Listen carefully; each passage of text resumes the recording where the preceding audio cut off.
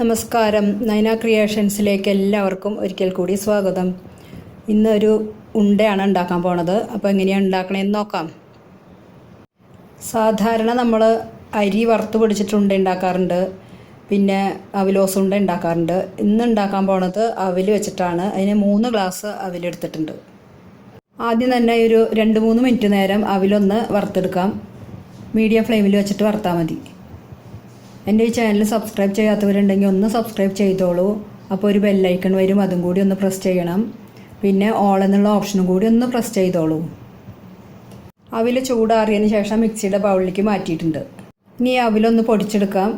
1 minute മാത്രം പൊടിച്ചാൽ മതിയാവും, വേഗം തന്നെ പൊടിഞ്ഞു കിട്ടും. ചൂട് കട്ടിയുള്ള ഒരു പാത്രം അടുപ്പത്ത് വെച്ച് ചൂടാകുമ്പോൾ അതിലേക്ക് 1 ടീസ്പൂൺ നെയ്യ് ചേർത്ത് കൊടുക്കണം. അപ്പോൾ നെയ്യ് ചൂടാകുമ്പോൾ അതിലേക്ക് അണ്ടിപ്പരിപ്പ് ചേർത്ത് കൊടുക്കാം. അതൊന്ന് ചൂടാക്കിയതിന് ശേഷം അതിലേക്ക് തന്നെ ഉണക്കമുന്തിരിയും കൂടെ ചേർത്തിട്ട് മുന്തിരി ഒന്ന് വീർത്ത് വരണ വരെ വഴറ്റി കൊടുക്കാം.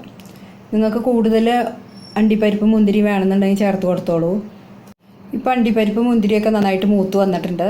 ഇനി ഇതിലേക്ക് ചേർക്കണത് 1 ഗ്ലാസ്, അവിൽ എടുത്ത ഗ്ലാസ്സിൽ തന്നെ 1 ഗ്ലാസ് നാളികേരമാണ് ചേർത്ത് കൊടുക്കുന്നത്. ഇനി ഇതൊന്ന് 2-3 മിനിറ്റ് നേരം വഴറ്റിയെടുക്കണം.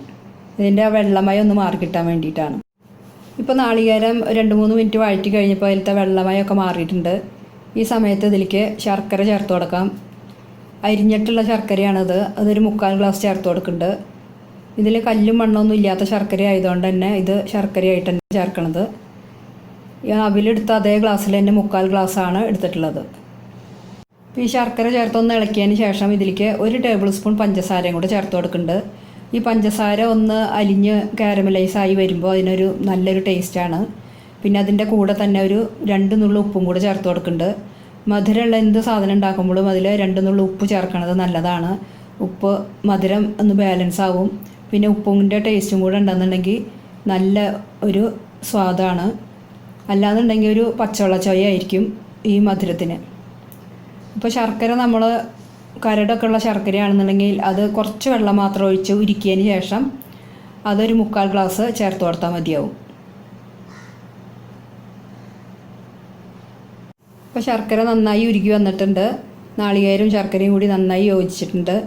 ഇനി ഇതിലേക്ക് ഒന്നിലോ ഏലക്ക പൊടിച്ചത് 1/4 ടീസ്പൂൺ, അല്ലാന്നുണ്ടെങ്കിൽ ചുക്കും ജീരകവും പൊടിച്ചത് 1/4 ടീസ്പൂൺ ചേർത്ത് കൊടുക്കാം. ഞാനിപ്പോൾ ഇവിടെ ചുക്കും ജീരകവും പൊടിച്ചത് 1/4 ടീസ്പൂണാണ് ചേർത്ത് കൊടുക്കുന്നത്. ഇത് രണ്ടും ചേർത്ത് കൊടുത്താലും കുഴപ്പമൊന്നുമില്ല, അതിനൊരു പ്രത്യേക ടേസ്റ്റാണ്. ഇനി ഇത് നന്നായിട്ട് ഇളക്കി യോജിപ്പിക്കാം. അതിനുശേഷം ഇതിലേക്ക് അവിൽ പൊടിച്ചതും കൂടെ ചേർത്ത് കൊടുത്തിട്ട് നന്നായിട്ട് തന്നെ ഇളക്കി യോജിപ്പിക്കണം. അവിലും നാളികേരും ശർക്കരയും എല്ലാം ഒരേപോലെ യോജിച്ച് കിട്ടണം.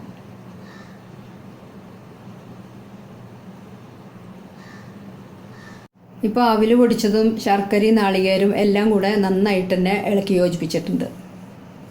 ഇപ്പോൾ ഈ കൂട്ട് തണുക്കണതിന് മുമ്പ് തന്നെ കയ്യിൽ നെയ്മയം പരത്തിയിട്ടോ അല്ലെങ്കിൽ വെള്ളം തൊട്ടിട്ടോ വേഗം ഉരുട്ടിയെടുക്കണം.